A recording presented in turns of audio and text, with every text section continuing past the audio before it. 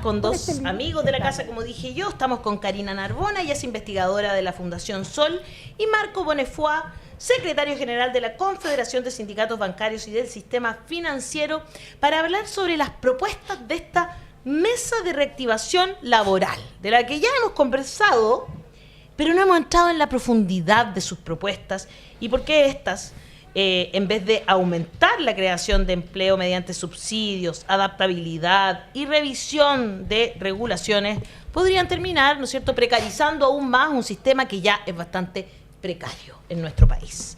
Así que queremos conversar con ustedes, Karina y Marco, y voy a partir preguntando... Quizás por las 52 horas. Quizás, ¿no es cierto? Sí, porque esta es como la propuesta más rimbombante que salió de la mesa de reactivación laboral, que son un montón de cosas, pero esa idea llamó mucha la atención en la prensa, y por supuesto que después las exministras van como usándola como símbolo de estas medidas de precarización laboral. Que tenemos claro todos que hay una crisis laboral en este momento, que el desempleo es lo más alto en 5 años. Entonces, esta propuesta 52 horas es parte de un paquete de emergencia que va a ayudar con bajar el desempleo. Bueno, yo creo que, y aquí me imagino que compartimos esta mirada, cuando se rebajan... Gracias. Ahora sí. Cuando se rebajan certezas que necesitan las y los trabajadores para organizar su vida, cuando se rebajan límites que se han considerado inalienables antes, justamente para poder proteger la vitalidad de la fuerza de trabajo de las y los trabajadores, para poder seguir continuando, ¿verdad?, dentro del sistema. O sea, ni siquiera estamos pensando algo tan rupturista, estamos hablando de un derecho laboral básico como la limitación máxima de horas de trabajo. Cuando se busca generar empleo a costa de eso, en realidad se está finalmente solo agudizando la crisis de un sistema económico, incluso pensándolo desde un punto de vista muy funcional, para que el sistema pueda mantenerse en el tiempo. Con esto lo que se está haciendo es sembrar el caos futuro, la degradación futura, a partir de una mayor precarización en el presente. Entonces, es muy peligroso, creo, esta apuesta que se hace por ensanchar algo que ya estaba presente. Había un caballo de Troya aquí en la legislación de las 40 horas. Eso justo yo quería que tú lo conversaras, porque hoy día en la mañana lo escuché y yo no me había percatado que ya existía la posibilidad de llegar a 52 horas semanales. Pero está dentro de la ley, pero tenía ciertas condiciones que ahora le sacarían completamente, algo así, ¿no? Sí, claro. En la... Perdona, Marco. No, por favor, continúa, ¿no? Cierro cortito. Sí, no. Dale. En la legislación actual, lo que hay es la posibilidad, o sea, se establece la posibilidad de llegar a pactar con el sindicato que la rebaja de la jornada a 40 horas en realidad se establezca como parte de un promedio que tiene que haber dentro de un mes. Entonces, si es que se llega a pactar que en una semana se trabaje en 52 horas, en la siguiente se tiene que trabajar menos para así llegar a promediar las 40 horas, o bueno, dentro de la progresión 42 horas primero, después 40 horas. Y esto ya es bien delicado porque en un mundo del trabajo donde las asimetrías son tan grandes entre capital y trabajo, incluso aunque hubiese un pacto con el sindicato, esto no es una garantía de que no se generen formas de intensificación del trabajo muy grandes que después no se compensen efectivamente. Genera una adaptabilidad, una flexibilidad, pero que significa por sobre todo una mayor libertad de la empresa para ajustar la fuerza de trabajo sin cargar con los costos. Esto es particularmente grave en un contexto como el chileno, donde, a propósito de lo que se estaba hablando antes en el programa, ¿verdad?, donde desde la dictadura se estableció un plan laboral que sigue rigiendo las bases de nuestro Código del Trabajo. Y en ese código, en ese plan laboral, uno de los pilares era lo que se llamó el liberalismo organizativo, el pluralismo organizacional extremo, que significaba la posibilidad de generar un sinfín de organizaciones sindicales en un espacio ya reducido como es la empresa, incluso en una sección, incluso a nivel, de la faena más específica. Claro. Y junto con eso, grupos negociadores. Entonces se buscaba generar una suerte de mercado organizacional dentro de las empresas. Y esto, como saben las y los dirigentes sindicales, ha generado un incentivo para que las propias empresas generen sindicatos, que establecen finalmente techos de negociación para los otros sindicatos. Porque finalmente, si es que la empresa llega a pactar algo con un sindicato, se establece el fondo un incentivo para que haya fuga de afiliados desde los otros sindicatos hacia ese sindicato si es que no se consiguen o si no se establecen las mismas medidas. Claro. Entonces, finalmente, en un mundo así, donde tenemos tanta competencia sindical, sindicatos tan pequeños, que no tienen ninguna fuerza al final, donde ¿no? la mitad tiene 40 socios o menos, claro, es el incentivo para que esta posibilidad de pactar jornadas de hasta 52 horas, el incentivo para que eso se redunda en precarización era muy grande. Y eso ya fue una medida que se estableció en la ley jornada. Que hoy día existe. Por eso decíamos que no solamente era una ley de rebaja de la jornada, sino que era de rebaja de la jornada y la introducción de la flexibilidad laboral en materia horaria. Y ahora este gobierno aprovecha este caballo de Troya para expandirlo. Plantea que ni siquiera sea un acuerdo con el sindicato. Saca al sindicato de la ecuación, en el fondo, ¿no? Lo saca y que sea un acuerdo individual. Sabemos que eso, cuando es individual, finalmente significa la voluntad principalmente del empleador. Y además plantea que la base de cálculo ya no sea dentro del mes, sino que sea ahora, planteó hace pocas horas esta idea de que sea para 4 meses, cerca de 4 meses ahora, para el régimen general, pero planteando la posibilidad de que para ciertos rubros de mayor estacionalidad, comercio, ya sabemos turismo, que el comercio absorbe la mayor cantidad de empleo en Chile, turismo, agricultura, esta base de cálculo sea anual. Sí, a mí me preocupa muchísimo. Por ejemplo, yo conozco mucha gente que trabaja en turismo y ya están, pero a un nivel de precarización. Sí. El otro día echaron a una mujer y el tipo la pateaba en el suelo. O sea, no, estoy exagerando. Entonces, ¿qué nivel de verdad, de certeza van a tener esas personas para poder tener un trabajo y que los traten bien, si van a tener este nivel de flexibilización que les va a permitir entonces que va a haber una parte del año en que ellos no van a trabajar nada y no les van a pagar nada al final, ¿no?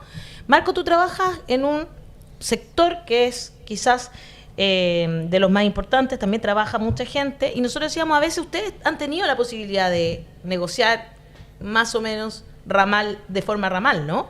Porque hay una confederación de sindicatos bancarios, porque ha existido como esa posibilidad. Sin embargo, de todas maneras, esta flexibilidad podría también hacerle mucho daño, porque al final sacan a los sindicatos de esta ecuación, ¿no? Sí, pero yo quería abordarlo también de otra manera. Esta mesa de reactivación laboral plantea modificar jornadas, indemnización y cambiar las funciones, pero sin la participación de los trabajadores. Cero, claro. Tampoco contemplan, en el informe no contemplan en ningún momento el impacto de la automatización y la inteligencia artificial como principal factor de pérdidas de empleo.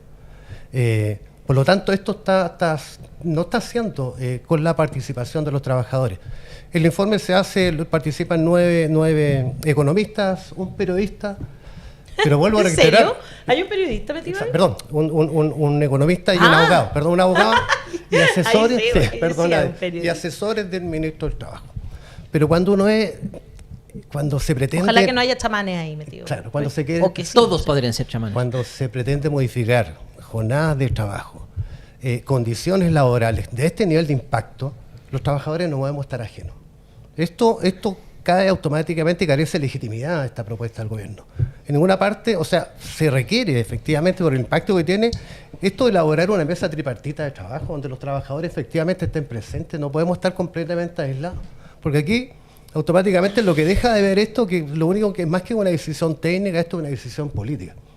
Porque cuando hablamos de las 52 horas, lo que se está haciendo es darle las condiciones apropiadas, ideales para el retail. ¿Sí? Aparte el turismo, el retail, que está con todo este cambio que existe, ¿cierto? Que se plantea que alta demanda para que puedan trabajar las 52 horas y después tengan mejor. Pero hay destrucción de la calidad de vida de las personas que no se contempla.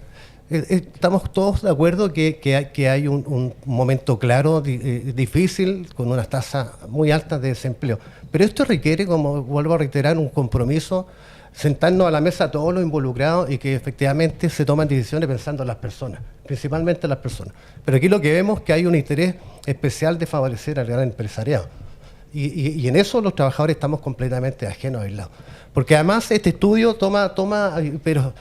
carece de legitimidad, pues además toma y hace comparaciones, nos compara con países europeos, con Francia, con Portugal, Países Bajos, que tienen alto poder sindical y que tienen amplia cobertura sindical, que es completamente ajeno a lo que nosotros tenemos. Entonces vuelvo a reiterar, carece de legitimidad. Y yo creo que aquí el llamado, lo hemos hecho reiteradas veces, que los trabajadores tenemos que entender que estos cambios nos perjudican, que tenemos que estar presentes en las mesas de conversaciones de este nivel y tenemos que reunirnos en sindicatos, fortalecer las federaciones, fortalecer las confederaciones y las centrales de trabajadores para que los trabajadores planteemos y estemos presentes en la mesa para tomar este tipo de decisiones de tanto impacto en la sociedad. Hay un discurso que llama la atención sobre el presidente de esta mesa, el señor Bravo, que no es primera vez que lo vemos encargado de alguna mesa, ¿no? ¿Se acuerdan ustedes? Con consecuencias nefastas. Siempre con consecuencias nefastas, es impresionante. Oye, pero aparece ese nombre y a mí ya me da miedo ya, debo decirlo. Y este señor habla sobre los costos laborales.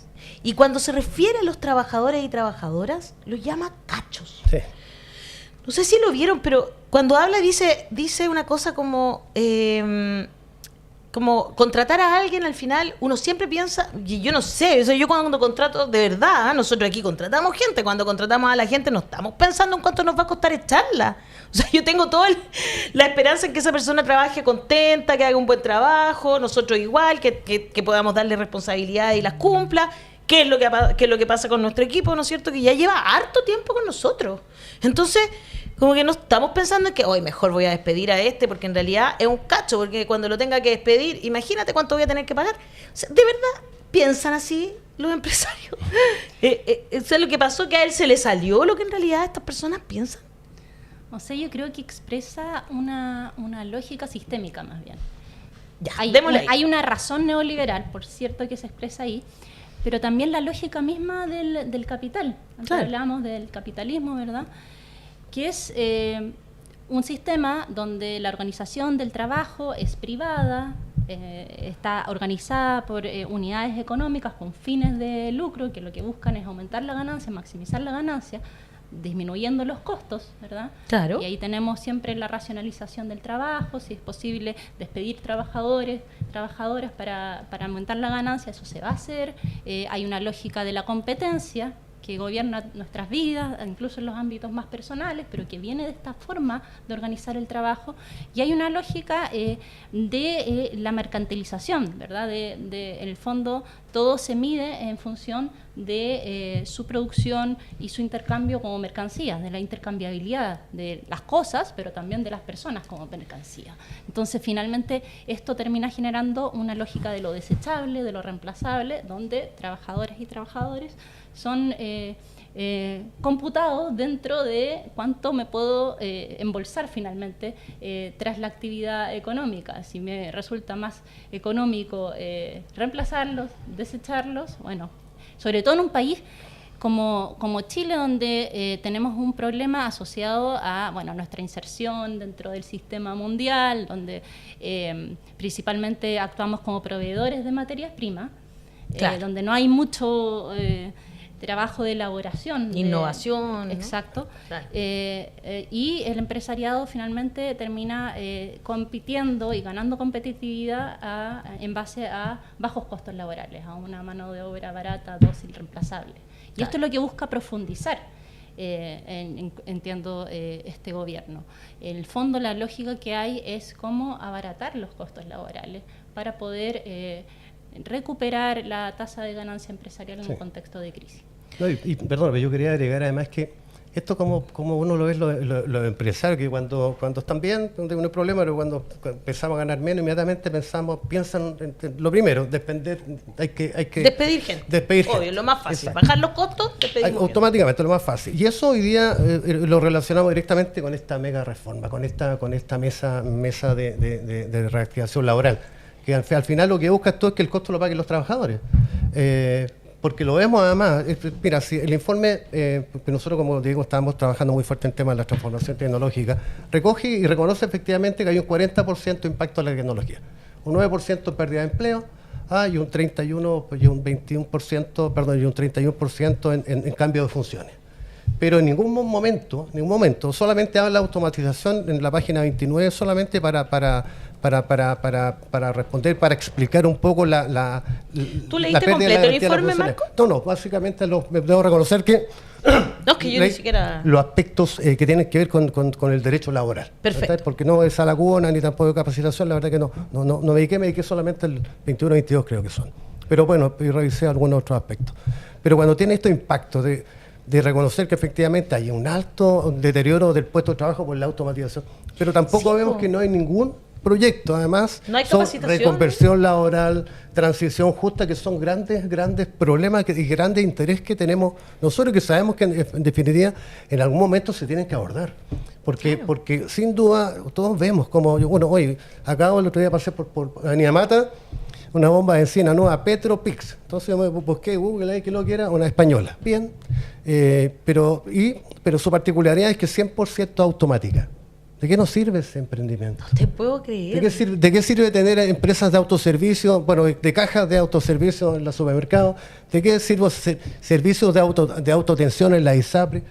Por eso el desempleo efectivamente va a perder, pero de empresas que no tienen necesidad de despedir, que podrían perfectamente asumir el costo, porque estamos en un proceso complejo.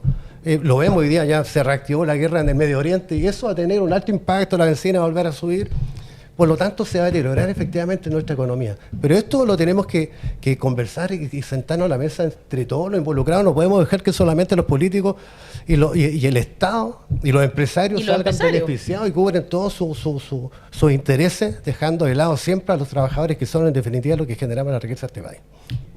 Es que es fuerte lo que estáis diciendo, porque en el fondo, de hecho lo dice en esa misma frase cuando el señor Bravo habla de que las personas son los trabajadores. La persona pasa a ser un cacho, dice. Exacto. Después habla de los nuevos trabajos, pero nunca habla de la reconversión laboral, por ejemplo. Nunca. No existe. O sea, ¿cómo van a aumentar el empleo entonces, Karina? ¿Cuál es o más bien, cuál es el dogma que ellos utilizan para creer que una cosa como esta flexibilidad va a aumentar el empleo? Bueno, de hecho no hay ningún estudio que pueda confirmar a ciencia cierta que todo lo que se está planteando en términos de subsidios también, porque podríamos hablar de eso, podríamos hablar de la propuesta de contratos por hora, podríamos hablar de la reducción, o sea, finalmente... ¿Cuál es la propuesta de subsidio? De subsidiar el 50% del salario mínimo para las nuevas contrataciones. Esto se planteó también hace unas horas, durante los próximos 4 meses. Las empresas de todos los tamaños que contraten los trabajadores van a recibir y que postulen, pero tienen que postulen a este contratarlo subsidio. Por el salario mínimo, asumo entonces. No. Ya. No, sí tiene un tope para financiar el 50%, claro, del salario mínimo, pero de trabajadores que creo que son hasta 4 ingresos mínimos mensuales lo que pueden ganar. El punto es, bueno, ahí tenemos... Están haciendo más fácil contratar a gente, entonces lo lógico sería que eso tiene un efecto pro empleo. Claro, pero consideremos que hay empleos que de todas maneras probablemente se iban a generar, y aquí lo que se está haciendo a través de los recursos públicos es financiar el capital privado. Quienes no pueden postular son las empresas del Estado. Entonces también hay un incentivo. Y esto, claro, argumentan que tiene la lógica de que las empresas del Estado ya se financian con recursos públicos. Es cierto, pero aquí estamos frente a un gobierno que se plantea la restricción del gasto fiscal, ¿verdad? Exacto. Y que no tiene grandes proyectos de fortalecimiento, por ejemplo, para Codelco, etcétera, o para Metro, o para Banco Estado. Entonces, estamos frente a una competencia que se plantea que es bastante desleal. El mundo privado se incentiva la contratación a través de recursos públicos, y seguimos en esta lógica de finalmente no poder tener una matriz productiva, una base productiva que permita generar empleos autónomamente financiados. Claro, que no tenga que estar el Estado subsidiando esos empleos siempre. Exacto. Claro. Y esto es para todo tamaño, no es solamente para empresas pequeñas, microemprendimientos. Que ahí se entendería por último, claro. Oye, no, yo lo otro que quería decir, ¿quiénes se benefician con el alto desempleo? ¿Quién se beneficia? Las empresas, sin duda, porque tú bajas los costos, automáticamente bajas los costos. La gente tiene necesidad de trabajar y aceptan lo que ven. Cuando hablamos de ingreso mínimo, efectivamente vamos a ayudar al ingreso mínimo. Hay una precariedad el ingreso mínimo en Chile. Y se lo va a entregar a empresas. Yo aquí uno lo que esperaría que hubiera un estudio que pudiera determinar al menos cuáles son los sectores que podrían beneficiarse con este. Si no, se le entrega de manera amplia. Entonces, claro, se ven beneficiadas empresas que no requieren o que pensaban contratar y hoy día van a ser subsidiadas por el Estado, con recursos propios, públicos, ¿cierto? Y por la derecha, por lo demás, hay una contradicción en la derecha que quieren achicar el Estado, ¿cierto? Que el Estado es ineficiente, pero cuando están este tipo de situaciones, aparece el San Estado a salvar a todo el mundo. Lo hizo la deuda subprime, lo hizo en el año 80 cuando los bancos que quebraron también, la deuda subordinada, siempre el Estado. Y por eso necesitamos un Estado más fuerte.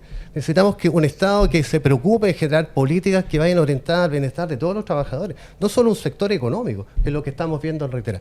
Se critica que nuestro país es altamente rígido en sus políticas laborales. Hoy tenemos un 20% de sindicalización, si es que lo tenemos. De esos sindicatos, el 30% negocia colectivamente, si tiene cobertura, si es que lo tenemos. Tenemos flexibilidad laboral, empresas de subcontrato. Tenemos una variedad de contratos fijos, ¿no? de delivery. O sea, tenemos un mercado laboral súper flexible.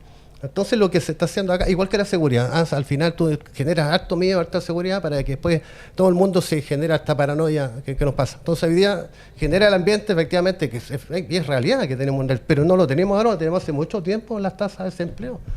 Hay personas con cuenta propia que están trabajando. Uno ve en el barrio la cantidad de almacenes, todo el mundo de tratando... coleros, pues, y por eso también quedamos todos tan impactados con lo que pasó en Viña, porque uno tiene amigos que son coleros, familiares que son coleros. Todo el mundo tratando de buscar de una u otra manera ingresos, no ingresos.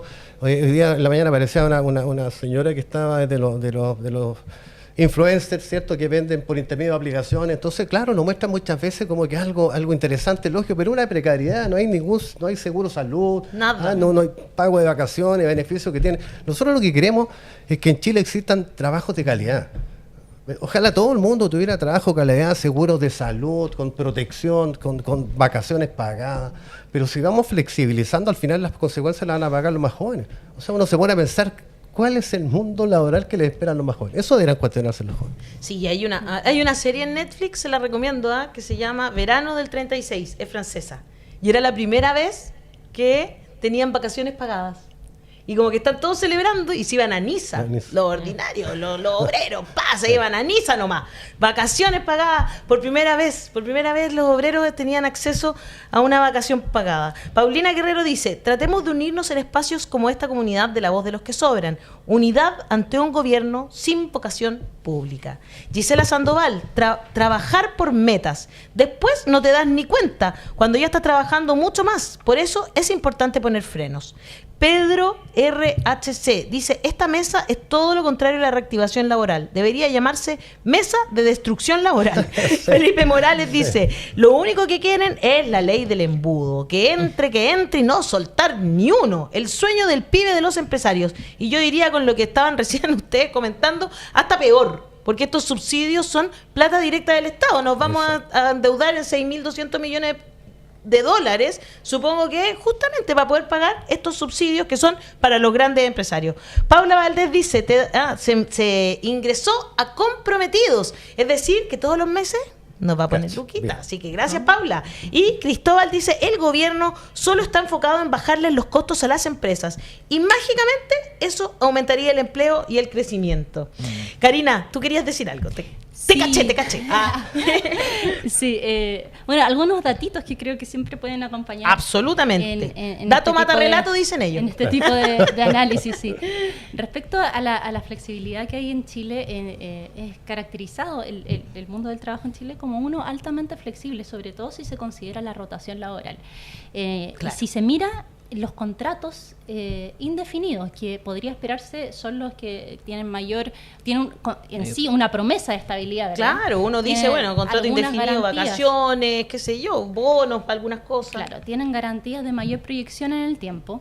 Y esto con datos a marzo de 2025 del seguro de cesantía, se puede observar que la mitad de las personas con contratos indefinidos dura en su empleo menos de 19 meses, un ¿En poquito más serio? de 1 año y medio. Entonces, Hay mucha rotación. es una rotación muy alta. Y bueno, por otro lado, podríamos Impresionante. decir Y esto es que sector la mitad- formal, ojo. Claro. Podríamos decir que la otra mitad, entonces, viendo el vaso medio lleno, como ya, Claro. supera, incluso podríamos decir, siendo generosos, los 2 años.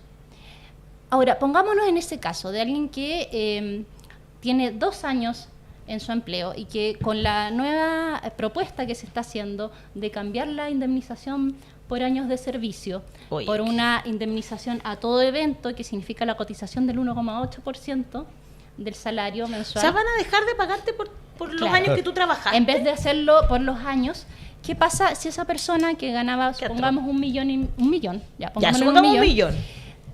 es en el fondo despedida, tiene la posibilidad, si es por razones de la empresa, Claro. tiene la posibilidad hoy en día de recibir 2 millones, ¿verdad? Claro. Suponiendo que tiene esta estabilidad en el empleo de superior a 2 años. Claro. Con el actual sistema que se está planteando, esta persona inmediatamente reduciría ese ingreso a 430.000 pesos. Puta, pero no es O nada. sea, claro, estamos frente a una rebaja muy importante del costo de despido, y es aún más grave si se considera que dentro de la propuesta también se está planteando que en la causal de necesidades de la empresa, que es bastante usada, Mucho. en esta causal sea posible también despedir por inadecuación laboral. ¿Qué O sea, es no eso? solamente, básicamente, si es que tú le caes mal o Claro. tienes un problema con tu jefatura o consideran que eres una trabajadora conflictiva, vas a estar mucho más expuesta. Y esto ha sido una forma de introducir el libre despido más abiertamente en Chile. Y si eso se cruza con esto de las indemnizaciones a todo evento, bueno, estamos en una situación de extremar al máximo la flexibilidad laboral, y eso con un costo sobre la estabilidad, la proyección, la posibilidad de llevar una vida relativamente normal de las y los trabajadores. Finalmente, lo que el gobierno está proponiendo es aumentar, vemos, el margen de acción de las empresas a costa de reducir la posibilidad de proyectar la vida, de organizar la vida, de poder llevar una vida relativamente estable entre las y los trabajadores, y eso es lo más preocupante. En esta rebaja de costos también hay que considerar que cuando en el momento actual alguien es despedido, por ejemplo, por incumplimiento grave, si eso no se comprueba que estaba acorde a los hechos, esta persona puede recibir, la persona despedida, un recargo del 80%, Chuta. además de la indemnización, que sería la indemnización por años de servicio. Y todo esto pasa a ser un ahorro para el empleador si es que se introducen dentro de la causal de necesidades de la empresa la inadecuación laboral. Entonces, Impresionante. estamos ante un panorama en el que se busca arrasar con todo.